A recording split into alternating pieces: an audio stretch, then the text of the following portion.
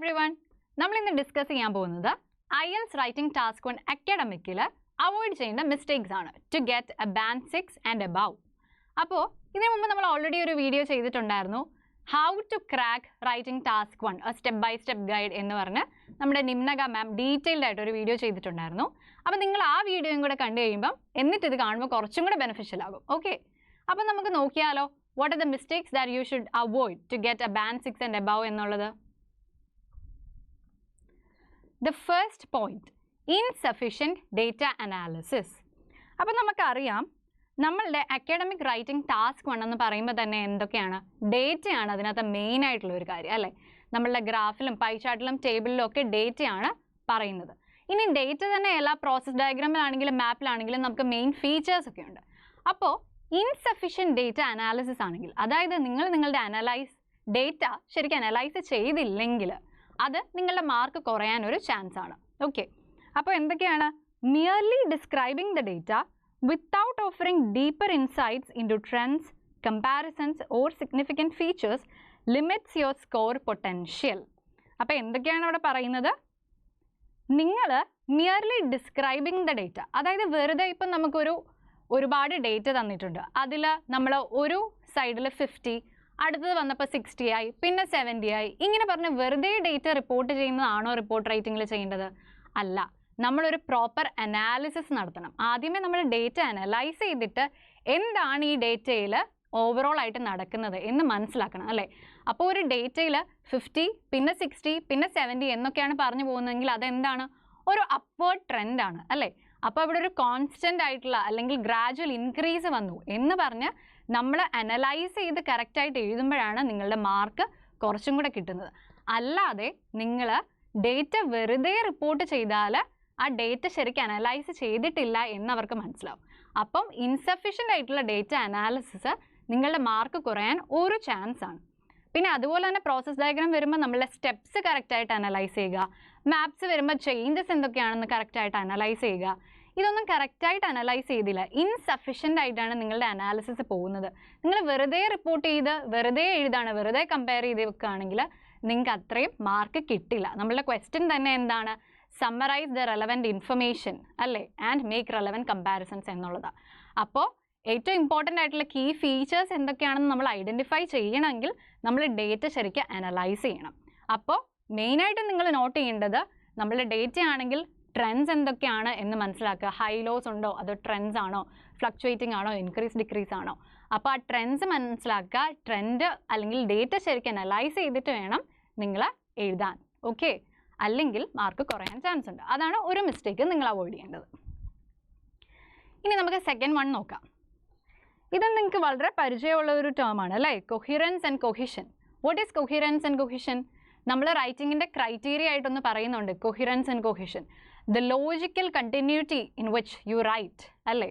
അപ്പം നമ്മൾ എഴുതുന്നതിൽ നമ്മൾ ഒരു ലോജിക്കൽ കണക്ഷൻ വേണം അല്ലേ, അത് ഇൻ്റർ കണക്റ്റഡ് ആണ്, ഒരു കണ്ടിന്യൂറ്റി, ഒരു കണക്ഷൻ ത്രൂ ഔട്ട് ഉണ്ടാവണം നമ്മളുടെ റൈറ്റിങ്ങിൽ. അത് ലാക്ക് ചെയ്യുന്നുണ്ടെങ്കിൽ നിങ്ങളുടെ മാർക്ക് കുറയാൻ അത് ഒരു ചാൻസ് ആണ്. അപ്പോൾ എന്താണ്, without proper organisation and logical progression of ideas your essay may appear disjointed and challenging to follow. അപ്പോൾ പ്രോപ്പറായിട്ട് കണക്ട് ചെയ്തിട്ട് എഴുതിയിട്ടില്ല എങ്കിൽ നിങ്ങളുടെ ഡേറ്റ അല്ലെങ്കിൽ ടാസ്ക് 1 എന്താണ്, ഡിസ്ജോയിൻറ്റഡ് ആയിട്ട് തോന്നും. അപ്പോൾ ഒരു കണ്ടിന്യൂറ്റി തോന്നില്ല, right. Then to avoid this establish a clear structure with an introduction, overview and supporting paragraphs. അപ്പോൾ ഇത് അവോയ്ഡ് ചെയ്യാൻ എന്താണ് ചെയ്യേണ്ടത്, നിങ്ങൾ ക്ലിയർ ആയിട്ട് സ്ട്രക്ചർ ചെയ്യണം നിങ്ങളുടെ റൈറ്റിംഗ്. അപ്പോൾ നമ്മൾ കൊഹിറൻസ് ആൻഡ് കൊഹിഷൻ ക്രൈറ്റീരിയ തന്നെ പറയുന്നത് എന്താണ്, സ്ട്രക്ചറിങ് ഓഫ് യുവർ ടാസ്ക് അല്ലേ.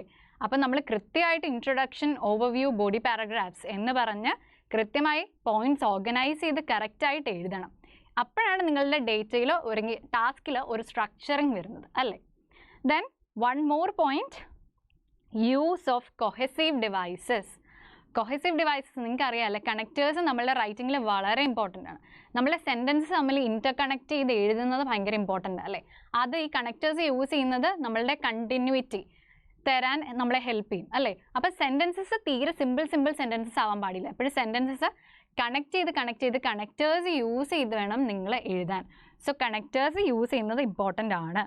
So cohesive devices such as transitional words and phrases to create smooth connection between sentences and paragraphs. അപ്പോൾ പാരഗ്രാഫ്സ് തമ്മിൽ കണക്ട് ചെയ്യാനും സെൻറ്റൻസസ് തമ്മിൽ കണക്ട് ചെയ്യാനും നമ്മൾ കൊഹസീവ് ഡിവൈസസ് യൂസ് ചെയ്യണം. അപ്പോൾ ഇത് യൂസ് ചെയ്തില്ലെങ്കിൽ, അതുപോലെ തന്നെ നമ്മൾ പാരഗ്രാഫ്സ് കൃത്യമായിട്ട് വേർതിരിച്ച് ചെയ്തില്ല, ഓർഗനൈസ് ചെയ്തിട്ടില്ല കൃത്യമായിട്ട് പോയിന്റ്സ് എങ്കിൽ നിങ്ങളുടെ മാർക്ക് കുറയാൻ ചാൻസ് ഉണ്ട്. അപ്പോൾ കൊഹിറൻസ് ആൻഡ് കൊഹിഷൻ ഉണ്ടാവണം. Lack of this may affect your score. Now moving on to the third point. മൂന്നാമത്തെ പോയിന്റ് നോക്കാം. Failure to highlight significant details. Now this is very important. ഒരുപാട് പേർക്ക് തെറ്റ് പറ്റുന്നതാണ്. ഇൻസിഗ്നിഫിക്കൻ്റ് ആയിട്ടുള്ള ഡേറ്റ അവർ റിപ്പോർട്ട് ചെയ്തിട്ട് ഭയങ്കരമായിട്ട് കാര്യമായിട്ട് കമ്പയർ ഒക്കെ ചെയ്തെഴുതും. അതുകൊണ്ട് കാര്യമുണ്ടോ? ഇല്ല. നമ്മളുടെ റൈറ്റിംഗ് ടാസ്ക് കൊണ്ട ക്വസ്റ്റ്യൻ എന്താണെന്ന് നിങ്ങൾക്ക് അറിയില്ലേ? എന്താണ്? സമ്മറൈസ് ദി ഇമ്പോർട്ടൻറ്റ് ഇൻഫർമേഷൻ അല്ലേ? സിഗ്നിഫിക്കൻറ്റ് ഫീച്ചേഴ്സ് എന്നാണ് ചോദിച്ചിരിക്കുന്നത്.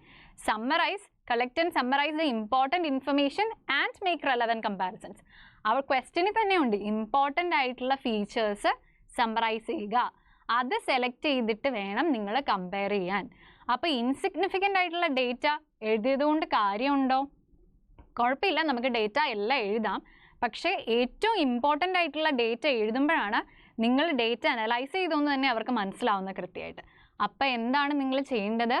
സിഗ്നിഫിക്കൻ്റ് ആയിട്ടുള്ള ഡേറ്റ നിങ്ങൾ എഴുതണം, അതിന് കമ്പയർ ചെയ്യണം ശരിക്കും. ഓക്കെ, അപ്പോൾ എന്താണ്? Examiners are looking for your ability to identify and convey the most important features accurately.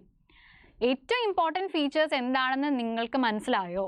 അത് നിങ്ങൾ കറക്റ്റായിട്ട് ആക്യുറേറ്റ് ആയിട്ട് റിപ്പോർട്ട് ചെയ്യുന്നുണ്ടോ എന്നുള്ളതാണ് എക്സാമിനേഴ്സ് മെയിനായിട്ട് നോക്കുന്നത്. അതിൻ്റെ എക്സാമ്പിളാണ് നമ്മളുടെ ഓവർവ്യൂ പാരഗ്രാഫ് തന്നെ. ഓവർവ്യൂവിൽ നമ്മൾ എന്താണ് എഴുതാൻ പറയാറുള്ളത്? ഏറ്റവും ഇമ്പോർട്ടൻ്റ് ആയിട്ടുള്ള കാര്യം അല്ലേ? അപ്പോൾ ഓവർവ്യൂ പാരഗ്രാഫ് തന്നെ ഇതിൻ്റെ ഒരു സമ്മറിയാണ് അല്ലേ? അതായത് ആ മൊത്തം ഡേറ്റ അല്ലെങ്കിൽ മൊത്തം പിക്ചറിലെ ഏറ്റവും ഇമ്പോർട്ടൻറ്റ് ഫീച്ചർ എന്താണെന്ന് നമ്മൾ ഓവർവ്യൂവിൽ എഴുതുന്നത്. അപ്പം ഗ്രാഫ് ആണെങ്കിൽ നിങ്ങൾ എന്താണ് അതിനകത്ത് നിന്ന് എഴുതുന്നത്? അതിൻ്റെ ട്രെൻഡ്, മേജർ ട്രെൻഡ് എന്താണ്, ആ ഡേറ്റയുടെ മെയിൻ ആയിട്ടുള്ള ട്രെൻഡ് എന്താണെന്ന് എഴുതും. അതുപോലെ പ്രോസസ് ഡയഗ്രാം ആണെങ്കിൽ നമ്മൾ ഓവർവ്യൂവിൽ എന്താണ് എഴുതുന്നത്? ഏറ്റവും ഇമ്പോർട്ടൻറ്റ് സ്റ്റെപ്സ് എന്താണെന്ന് എഴുതും. അതുപോലെ മാപ്പ് ആണെങ്കിൽ എന്ത് എഴുതും? അത് ഏറ്റവും ഇമ്പോർട്ടൻ്റ് ആയിട്ടുള്ള ചേഞ്ച് എന്താണെന്ന് എഴുതും അല്ലേ? അപ്പോൾ ഇതുപോലെ അതിനകത്ത് സിഗ്നിഫിക്കൻറ്റ് ഫീച്ചർ എന്താണെന്ന് നിങ്ങൾ ഐഡൻറ്റിഫൈ ചെയ്യാൻ നിങ്ങൾക്ക് കഴിവുണ്ടോ എന്നുള്ളതാണ് എക്സാമിനർ ഒന്ന് നോക്കുന്നത്. അപ്പം നിങ്ങൾ അതിനകത്ത് സിഗ്നിഫിക്കൻറ്റ് ഫീച്ചേഴ്സ് തന്നെയാണോ എടുത്തെഴുതിയിരിക്കുന്നത്, അതോ ഏതെങ്കിലുമൊക്കെ ഡേറ്റയാണോ എടുത്തിരിക്കുന്നത് എന്ന് മനസ്സിലാവണമെങ്കിൽ നിങ്ങൾ എന്ത് ചെയ്യണം? സിഗ്നിഫിക്കൻറ്റ് ഫീച്ചേഴ്സ് എടുത്തെഴുതണം അല്ലേ? അപ്പോൾ സിഗ്നിഫിക്കൻറ്റ് ഫീച്ചേഴ്സ് എഴുതി അത് കമ്പയർ ചെയ്യാൻ നോക്കുക. Therefore, carefully analyze the data and select the most relevant and noteworthy information to discuss in your essay. അപ്പോൾ നിങ്ങളുടെ എസ്സേയിൽ ഡിസ്കസ് ചെയ്യാൻ ഏറ്റവും ഇമ്പോർട്ടൻ്റ് ആയിട്ടുള്ള ഇൻഫർമേഷൻ എടുത്ത് വേണം നിങ്ങൾ ഡിസ്കസ് ചെയ്യാൻ. എന്നിട്ട് എന്ത് ചെയ്യണം? ഇനഫ് കമ്പാരിസൺസും കൂടെ കൊണ്ടുവരണം. അപ്പം ഏറ്റവും സിഗ്നിഫിക്കൻ്റ് ആയിട്ടുള്ള ഫീച്ചേഴ്സ് ആണോ? ഇൻസിഗ്നിഫിക്കൻറ്റ് ഫീച്ചേഴ്സ് എപ്പോഴും അവോയ്ഡ് ചെയ്യുക. എല്ലാം നമ്മളൊരു ഡേറ്റയിൽ ഒരു 10 കാര്യങ്ങളുണ്ട് അല്ലെങ്കിൽ 10 പോയിന്റ്സ് പറയുന്നുണ്ട്, 10 ബാർ ഗ്രാഫിൻ്റെ ഒരു ഡേറ്റ ആണോ അല്ലെങ്കിൽ 10 നമ്മൾ റിപ്പോർട്ട് ചെയ്യേണ്ട, അതിൽ ഏറ്റവും ഇമ്പോർട്ടൻ്റ് ആയിട്ടുള്ളതാണ് നമ്മൾ എടുത്തെഴുതേണ്ടത്. അപ്പോൾ ഇമ്പോർട്ടൻ്റ് ആയിട്ടുള്ള ഐഡൻറ്റിഫൈ ചെയ്യുക എന്നുള്ളത് വളരെ പ്രധാനമാണ്. അപ്പോൾ നിങ്ങൾ അങ്ങനെ ചെയ്തില്ല, ഇൻസിഗ്നിഫിക്കൻറ്റ് ഡേറ്റ ആണ് എഴുതുന്നതെങ്കിൽ നിങ്ങളുടെ ഫുൾ സ്കോറിനെ അത് ബാധിക്കും. So always write significant data and compare. Very important point. ഇനി നമുക്ക് അടുത്ത പോയിന്റ് നോക്കാം. Inappropriate language usage. So when it comes to language, you can see avoid excessive jargon, complex sentence structures or overly simplistic language. Avoid jargons. അപ്പം എന്താണ്? Technical ആയിട്ടുള്ള terms അല്ലേ? ഭയങ്കര ടെക്നിക്കലായിട്ട് complicated ആയിട്ടുള്ള ടേംസ് ഒന്നും നമുക്ക് ആവശ്യമില്ല ടാസ്ക് 1 എഴുതാൻ. നമുക്ക് അതിൽ കൊടുത്തിരിക്കുന്ന ഡേറ്റ അല്ലെങ്കിൽ പ്രോസസ് ഡയഗ്രാം അല്ലെങ്കിൽ മാപ്പ് കറക്റ്റായിട്ട് റിപ്പോർട്ട് ചെയ്ത് കമ്പയർ ചെയ്താൽ മതി. അതിൽ ഒരുപാട് ടെക്നിക്കൽ ആയിട്ടുള്ള ടേം ഒന്നും നമ്മൾ യൂസ് ചെയ്യണമെന്നില്ല. നമുക്ക് എക്സാമിനറിനെ വായിക്കാനുള്ള സിമ്പിൾ ലാംഗ്വേജ് മതി. ഓക്കെ, അപ്പം ഇങ്ങനെ ടെക്നിക്കൽ കോംപ്ലിക്കേറ്റഡ് ആയിട്ടുള്ള ടേംസ് ഒക്കെ യൂസ് ചെയ്യാതിരിക്കുക. പക്ഷേ നിങ്ങളുടെ സെൻറ്റൻസസ് സിമ്പിൾ സെൻറ്റൻസ് ആണോ നമ്മൾ എൻകറേജ് ചെയ്യുന്നത്? അല്ല. Your sentences should be a combination of simple and complex sentences എന്നല്ലേ നമ്മൾ പറയാറ്. സിമ്പിൾ സെൻറ്റൻസ് മാത്രമായിട്ട് ഷോർട്ട് സെൻറ്റൻസ് ആയിട്ട് എഴുതാൻ പാടുണ്ടോ? ഇല്ല. എന്നാൽ കോംപ്ലെക്സ് സെൻറ്റൻസ് മാത്രമാണോ എഴുതേണ്ടത്? അതുമല്ല. നിങ്ങളുടെ writing should be a combination of simple and complex sentence structures. അപ്പോൾ ജാഗൺസ് അവോയ്ഡ് ചെയ്യുക, ഓവർലി സിംപ്ലിസ്റ്റിക് ലാംഗ്വേജ് അവോയ്ഡ് ചെയ്യുക, overly complicated complex sentence structures avoid ചെയ്യുക. It should be a mix of all these. Okay, so 1 point.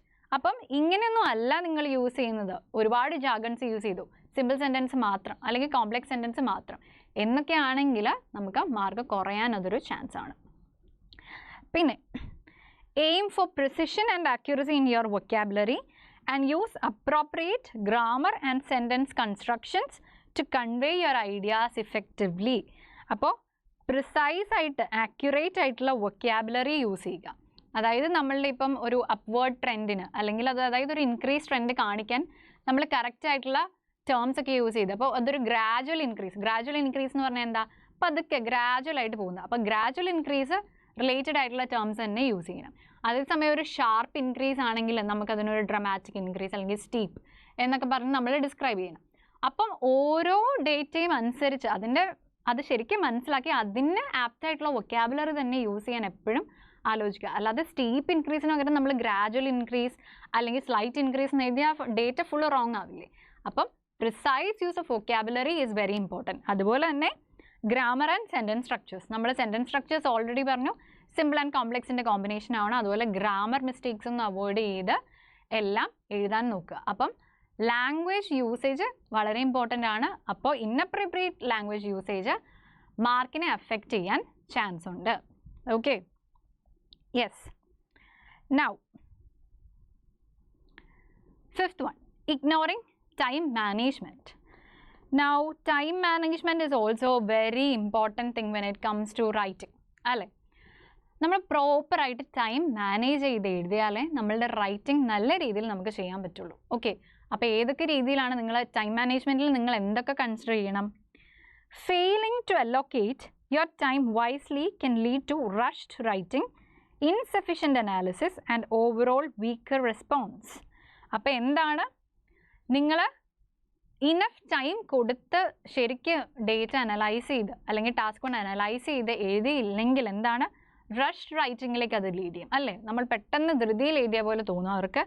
അതുപോലെ data ശരിക്കും analyse ചെയ്തില്ലെന്ന് മനസ്സിലാവും. അതുപോലെ തന്നെ overall ഒരു വീക്കർ റെസ്പോൺസ് ആവും അല്ലേ. അപ്പോൾ എന്താണ്, always plan before you write. This is very important. നിങ്ങൾ റൈറ്റിംഗ് എപ്പോഴും എഴുതുന്നതിന് മുമ്പ് കുറച്ച് ടൈം പ്ലാനിങ്ങിന് വേണ്ടി കൊടുക്കുക. ഇപ്പോൾ ടാസ്ക് 1 എന്ന് പറയുന്നത് നമുക്ക് 20 മിനിറ്റ്സിൽ എഴുതി തീർക്കേണ്ടതാണ് അല്ലേ. അപ്പോൾ ടാസ്ക് 1ൻ്റെ ബിഗിനിങ് നിങ്ങളൊരു 2-3 മിനിറ്റോ ആ ഡേറ്റ ശരിക്കും അനലൈസ് ചെയ്യാൻ നോക്കുക.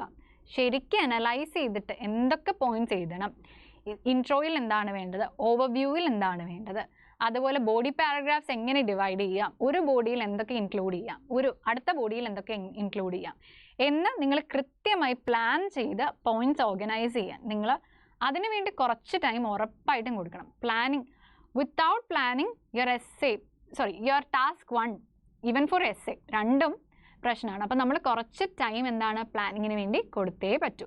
അതുപോലെ തന്നെ ഓവർ പ്ലാനിങ്ങും ഒരു വലിയ പ്രശ്നമാണ് കേട്ടോ. No planning is also a problem, over planning is another problem. ഓവറായിട്ട് പ്ലാൻ ചെയ്ത് നമ്മൾ ഒരുപാട് ടൈം 10 മിനിറ്റോളം പ്ലാനിങ്ങിന് വേണ്ടി തന്നെ കൊടുക്കുകയാണെങ്കിൽ അതും മാർക്ക് പോവും. കാരണം പിന്നെ നമുക്കൊരു 10 മിനിറ്റ് എഴുതി തീർക്കാനുള്ളൂ. അപ്പോൾ അങ്ങനെയല്ല, ഓവർ പ്ലാനിങ്ങും പാടില്ല, നോ പ്ലാനിങ്ങും അല്ല അല്ലേ. രണ്ടും ഒരു 2-3 മിനിറ്റ് ഇനിഷ്യലി കൊടുക്കുക പ്ലാനിങ്ങിന് വേണ്ടി, എന്നിട്ട് ശരിക്കും പ്ലാൻ ചെയ്തിട്ട് എഴുതുക. ഓക്കെ, ഫൈനലി പ്ലാൻ ചെയ്ത് കൃത്യമായി എഴുതിയതിന് ശേഷം പ്രൂഫ് റീഡ് ചെയ്യാനും കൂടെ ഒരു 2 മിനിറ്റ് കൊടുക്കുകയാണെങ്കിൽ വളരെ നല്ലതാണ്. അപ്പം നമ്മൾ ഫുൾ പോയിന്റ്സ് എഴുതി വന്നതൊന്ന് ചെക്ക് ചെയ്യാനും മൊത്തത്തിലൊന്ന് പ്രൂഫ് റീഡ് ചെയ്ത് പോകാൻ കുറച്ച് ടൈം കൊടുക്കുന്നത് വളരെ ഇമ്പോർട്ടൻ്റ് ആണ്. അപ്പം പ്ലാനിങ് വേണം, കുറച്ച് ടൈം പ്ലാൻ ചെയ്യുക, എഴുതുക, എന്നിട്ടൊന്ന് പ്രൂഫ് റീഡും കൂടെ ചെയ്യുക. Okay, then develop A clear plan before you start writing, allotting sufficient time for analyzing the data, organizing your thoughts and proofreading your essay. That is also very important. പിന്നെ നമ്മൾ ഈ plan ചെയ്യുന്ന സമയത്ത് നമുക്ക് ഒരുപാട് കാര്യങ്ങൾ തീരുമാനിക്കാം അല്ലേ.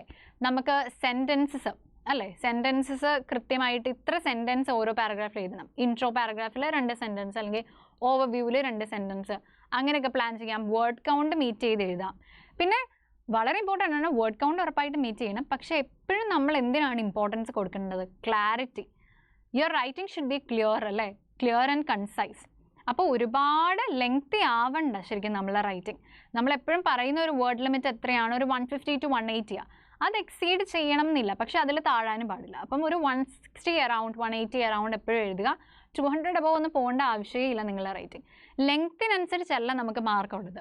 നിങ്ങൾ എത്ര ക്ലിയർ ആയിട്ടാണ് ഡേറ്റ അനലൈസ് ചെയ്തത്, എത്ര ക്ലിയർ ആയിട്ട് how you have reported the data, how have you made comparisons, relevant comparisons ഉണ്ടോ, നല്ല രീതിയിൽ എല്ലാം മനസ്സിലാക്കിയിട്ടുണ്ടോ, പ്രോസസ് ഡയഗ്രാം ആണെങ്കിൽ കൃത്യമായി സ്റ്റെപ്സ് എക്സ്പ്ലെയിൻ ചെയ്യുന്നുണ്ടോ, ഓവറോൾ ആയിട്ട് പ്രോസസ്സ് ശരിക്കും മനസ്സിലായിട്ടുണ്ടോ. അതുപോലെ മാപ്സ് വരുമ്പോഴാണെങ്കിലും നമ്മൾ എന്താണ് ചേഞ്ചസ് ആണ് മെയിനായിട്ട് വരുന്നത് അല്ലേ. അപ്പോൾ ചേഞ്ചസ് ഒക്കെ ശരിക്കും മനസ്സിലാക്കിയിട്ടുണ്ടോ. അതുപോലെ നമുക്ക് ചേഞ്ചസ് ഗ്രൂപ്പ് ചെയ്യുക അല്ലേ. ഇപ്പം ഇൻഫ്രാസ്ട്രക്ചർ റിലേറ്റഡ് ആയിട്ടുള്ള ചേഞ്ച് ആണെങ്കിൽ നമുക്ക് അങ്ങനെ ഒരു അംബ്രല്ല ടേമിൽ എഴുതാം അല്ലേ. ഇൻഫ്രാസ്ട്രക്ചറൽ ചേഞ്ചസ് ഇംപ്രൂവ്ഡ്, അല്ലെങ്കിൽ എന്താ ലെഷർ ആക്ടിവിറ്റീസ്, അല്ലെങ്കിൽ ലെഷർ ഉള്ളതിന് അതിന് ഇമ്പ്രൂവ്മെൻ്റ് ഉണ്ട്, അല്ലെങ്കിൽ ഒരുപാട് ലെഷർ ആക്ടിവിറ്റീസിനുള്ള ഇത് കൊണ്ടുവന്നു, സ്പോർട്സ് ഫെസിലിറ്റീസ് കൂടി, അങ്ങനെയൊക്കെ നമുക്ക് അംബ്രല്ല ടേംസിൽ ക്ലബ് ചെയ്യാൻ പറ്റും. അങ്ങനെ ക്ലബ് ചെയ്യണമെങ്കിൽ നമ്മൾ ശരിക്കും ആ മാപ്പ് അനലൈസ് ചെയ്യണം അല്ലേ. അപ്പോൾ ക്ലിയർ ആയിട്ട് കൺസൈസ് ആയിട്ടുള്ള റൈറ്റിങ്ങിനാണ് ഇമ്പോർട്ടൻസ്, അല്ലാതെ ലെങ്തി റൈറ്റിങ്ങിനല്ല. So always your writing should be clear and concise, അല്ലാതെ ലെങ്തിനല്ല ഇമ്പോർട്ടൻസ്. അപ്പോൾ നിങ്ങൾ ടൈം മാനേജ് ചെയ്ത് ക്ലിയർ ആയിട്ട് ഓരോ പോയിന്റും എവിടെയൊക്കെ എഴുതണം എന്ന് പ്ലാൻ ചെയ്ത് ഒന്ന് പ്രൂഫ് റീഡ് ചെയ്തിട്ട് വേണം എഴുതാൻ. ഓക്കെ, അപ്പോൾ ഇതൊക്കെയാണ് നിങ്ങൾ കൺസിഡർ ചെയ്യേണ്ട കാര്യങ്ങൾ. ഓക്കെ, ഇപ്പം ഞാൻ ഒരു 5 പോയിന്റ്സ് ആണ് ഡിസ്കസ് ചെയ്തത്. നിങ്ങൾ ഈ മിസ്റ്റേക്സ് ഒക്കെ അവോയ്ഡ് ചെയ്യുക നിങ്ങളുടെ റൈറ്റിംഗ് ടാസ്ക് 1 എഴുതുമ്പോൾ. അപ്പോൾ ഇതൊക്കെ അവോയ്ഡ് ചെയ്യുമ്പം എന്താണ്, നിങ്ങളുടെ റൈറ്റിംഗ് കുറച്ചും കൂടെ ബെറ്റർ ആകും. അപ്പോൾ നിങ്ങളെല്ലാവരും ഈ സ്റ്റെപ്സ് ഒക്കെ ഫോളോ ചെയ്യുമെന്നാണ് എൻ്റെ ഒരു വിശ്വാസം. അപ്പോൾ എല്ലാവരും ഇത് കൃത്യമായി കൺസിഡർ ചെയ്ത് വേണം ടാസ്ക് 1 എഴുതാൻ. ഓക്കെ, അതുപോലെ അപ്പോൾ നമ്മൾ ഇതുപോലത്തെ ഒരുപാട് ടിപ്സും ക്ലാസ്സസും ഒക്കെ എന്താണ് വരും ദിവസങ്ങളിൽ നമ്മൾ വീഡിയോ ആയിട്ടിടും. അപ്പോൾ എല്ലാവരും എന്താണ് നമ്മളെ ചാനൽ ഫോളോ ചെയ്യുക. അപ്പോൾ ഇതുപോലത്തെ വീഡിയോസും നമ്മളുടെ ഇതുപോലത്തെ ക്ലാസ്സസ് ഒക്കെ ഒരുപാട് നമുക്ക് പല പല കോണ്ടന്റ്, പല മൊഡ്യൂൾസിനെ കുറിച്ചുള്ള ക്ലാസ്സസ് ഒക്കെ എടുക്കാൻ പറ്റും. അതുപോലെ തന്നെ നിങ്ങൾക്ക് ഇതുപോലത്തെ ലാംഗ്വേജ് നല്ലതുപോലെ പഠിക്കാൻ വേണ്ടി ഇതുപോലത്തെ ഒരുപാട് ടിപ്സും ഡെയിലി ടിപ്സ് അങ്ങനത്തെ ഒരുപാട് കാര്യങ്ങൾ കിട്ടാൻ വേണ്ടി നമുക്ക് ടെലിഗ്രാം കമ്മ്യൂണിറ്റി ഉണ്ട്. ഓക്കെ, അപ്പോൾ അതിലൊക്കെ ജോയിൻ ചെയ്യുക. ഓക്കെ, അപ്പോൾ ഈ മിസ്റ്റേക്സ് ഇന്നത്തെ ക്ലാസ് നമ്മളുടെ റൈറ്റിംഗ് ടാസ്ക് 1 അവോയ്ഡ് ചെയ്യാനുള്ള മിസ്റ്റേക്സ് ആയിരുന്നു. ഇതെല്ലാവരും ശരിക്കും മനസ്സിലാക്കിയെന്ന് വിശ്വസിക്കുന്നു. അപ്പോൾ ഇങ്ങനെ ശരിക്കും എല്ലാം കൺസിഡർ ചെയ്തിട്ട് വേണം നിങ്ങൾ റിപ്പോർട്ട് റൈറ്റിംഗ് എഴുതാൻ വേണ്ടി. ഓക്കെ, എല്ലാവർക്കും മനസ്സിലായെന്ന് വിശ്വസിക്കുന്നു. Okay, so see you in our next video. Bye.